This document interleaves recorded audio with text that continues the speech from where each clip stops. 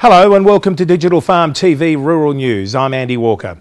Ensuring Australian agriculture was a key national priority is the focus for the National Farmers Federation in 2013, the head of the peak national agricultural body said last week. NFF President Jock Laurie called on the government to secure the future of the agricultural sector by funding long-term policies as the Parliament is preparing to resume this year. His comments came as the NFF submitted its 2013-14 federal budget submission and prepared for the launch of the Blueprint for Australian Agriculture. To ensure the continued success of agriculture in Australia, now was the time to get the future policy settings right, which is why the NFF was calling for a reprioritisation of agriculture on the national agenda, Jock Laurie said. World-leading herbicide resistance guru Dr. Dale Shaner will be a keynote speaker at this year's round of Grains Research and Development Corporation updates, kicking off at Goondiwindi on March 5 and 6. Dale Shaner, who is with the US Department of Agriculture, will discuss his work on the breakdown of triazines and herbicide binding on stubble at Goondiwindi Community Centre.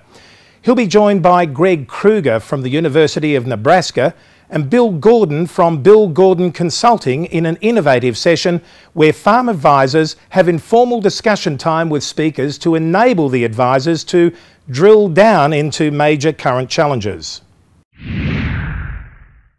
Meanwhile, in Western Australia, grain growers regard research and development as vitally important in ensuring the viability and sustainability of the grain industry, a survey has revealed.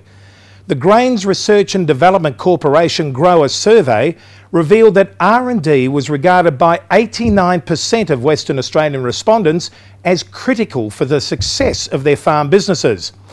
A total of 68% of respondents believed that they had directly benefited from grains research and development activities during the past 5 years. GRDC Western Grower Services Manager Darren Hughes said the results were an indicator that investment in research, development and extension was important on farm. Down in Tasmania, farmers have praised the cooperation between governments and Tasmania, South Australia and West Australia in providing Tassie farmers with $100,000 to rebuild fences destroyed in January's bushfires. The Tasmanian Farmers and Graziers Association will administer the fund for all farmers, even if they are not TFGA members. This has been a really sensible way of helping farmers, TFGA Chief Executive Jan Davis said. Replacing lost fencing was a #1 priority to prevent stock wandering onto roads or onto neighbouring properties, but also for ensuring they could be controlled for mustering for health checks and feeding. Finally this week we head north to China. Global dairy machinery giant DeLaval is predicting that demand for dairy products will treble in China during the coming 15 to 20 years. Regional President East Asia, Mark Kuvo-Konen, said China's rapid urbanisation and increasing disposable income had prompted a huge rise in consumption of dairy products. While the country's dairy industry was facing the biggest opportunity ever, it also faced real problems which would have to be overcome. He said the fast-growing dairy sector in China had yet to find a way to sustainably increase productivity.